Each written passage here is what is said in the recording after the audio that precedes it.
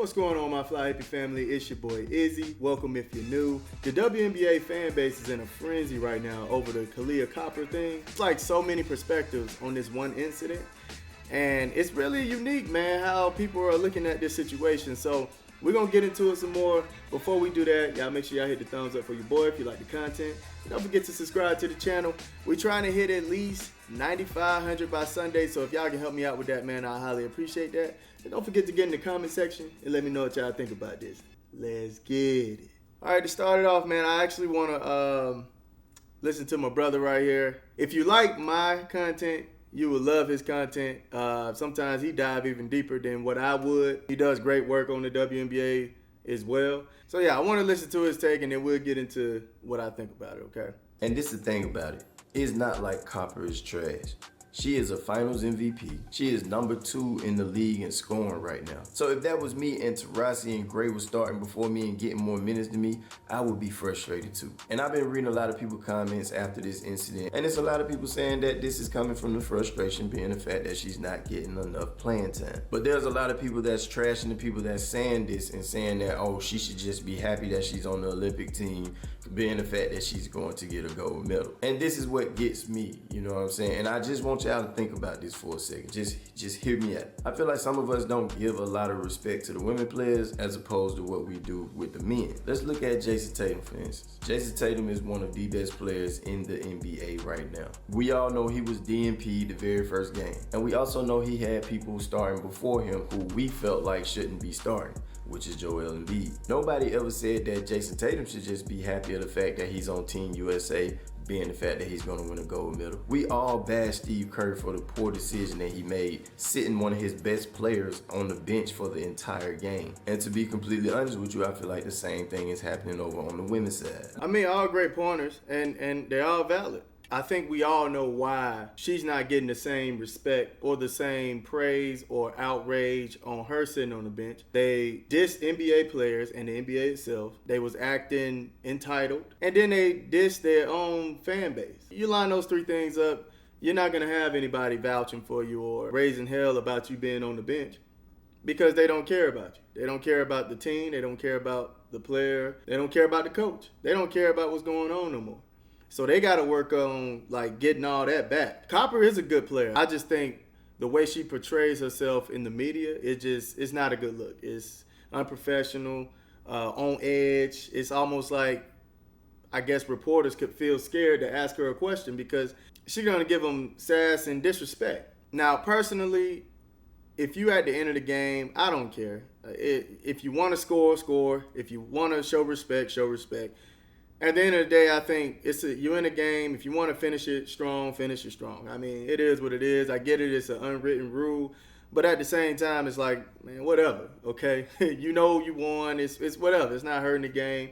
And, you know, some people might want to see some of the bench players actually play till the end, like family members or something like that. You know what I'm saying? So who knows, bro? You know, but when you think about this, what happens here, Nigeria just happy. They were just happy to be on the court. You could tell by how the crowd was cheering and they down a big margin. They were just happy, man. They were just happy to be there. So if you look at it from all perspectives, it's easy to say like, oh, this is right. This is the right thing to do. This is the right thing to do. But to actually say this is it, this is the exact thing that all of you should be saying, that's the tough thing because from all perspectives, everybody is right. You know what I mean? So it's kind of hard to pinpoint who's actually right in this situation.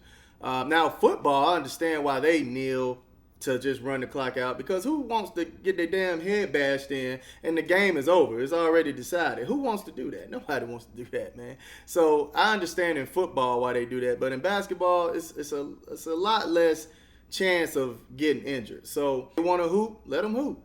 If they want to just show respect and say, hey, y'all got it, let them do that too. It is what it is. Now, unless you're doing that infamous, oh, I'm about to act like I'm about to shake your hand, but strip the ball and then run down the court and dunk. When you comparing Copper to Tatum, Tatum is like, if this was a WWE, Tatum is a babyface, okay? Versus Copper is a heel. People have respect for Tatum. People have respect for Steve Kerr. They actually like the team. They actually like the league. So they will speak up. They will say something. But they don't like you. They're not going to care, man. They not. So that's the main thing. Great points. Great points by my brother, man. He always have good points. We kind of the same. We're very unbiased and leveled out. I'm going to put the link to his channel in the description. Y'all make sure y'all go subscribe. It was 4.9 seconds, not 6. But if the team that's blowing you out doesn't shoot as a sign of respect, you're supposed to do the same. Next time, U.S. won't be nice, and they'll just run the score up. Now, the thing with this is, Nigeria, they wouldn't even care. If you hooping, you hooping. They had the biggest smile on their face at the end of the game when they was dapping each other up. Nigeria had the biggest smile on their faces after they lost. They did not care. They were just happy to be there. And at the end of the day, I mean, hoopers hoop. It is what it is. Copper can't read a room. This ain't the W. The Nigerians were happy to just be on the same court as USA. Peep the cheers, even being down 100. I just want them to keep the same energy with white players because I don't see it. Now, I don't think this is a white and black thing. Yeah, I don't see this as a white and black thing. I don't know where he was going there with it. But like he said, I do agree that the crowd was just happy that they were playing the game. I mean, they was just into it. Point differential is a thing in the Olympics. Play to the whistle. I did mess up on that. I can say it on camera. I messed up on that on the last video. That's my bad. They were in the win or go home situation. So it wasn't the point differential thing in the pool. So that's my bad. I apologize on that. I can accept when I'm wrong. Kaleah's performance during these Olympic Games will hopefully land her a contract in the W. Hopefully, she was balling out. They might not have the same unwritten rule that we have about this in the States. If you know, you know. That could be a thing too. They probably didn't even know about the unwritten rule. You know, who knows, man? It's the Olympics, not a WNBA game.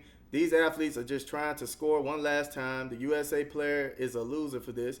Being mad at a player from Nigeria wants one more score on the world stage is lame. Anyone defending her or talking about unwritten rules are wrong here. A lot of people think the world revolves around the USA, and it don't. It's a lot of people that don't even know what goes on over here. So, and vice versa. Man, time on the clock. LOL. This unwritten rule S is cheeks. Yeah, man. I you know, it's hard to point at who's right here, but at the same time, I don't have a problem with what the Nigerian player did, and I don't have a problem with what Copper did, dribbling the clock out. Now, her throwing the ball and all that other stuff, I have a problem with that. But her dribbling the clock out at the end of the game, that's fine too. Play out the clock. This stop and play with X amount of seconds out of respect is laughable. Play until the clock runs out. The worst is when the subs get in and they stop playing. They get a minute or so to play and they hold the ball. Dumb. And that's another thing. Like the subs are getting in. They trying to prove that they're ready to get more playing time.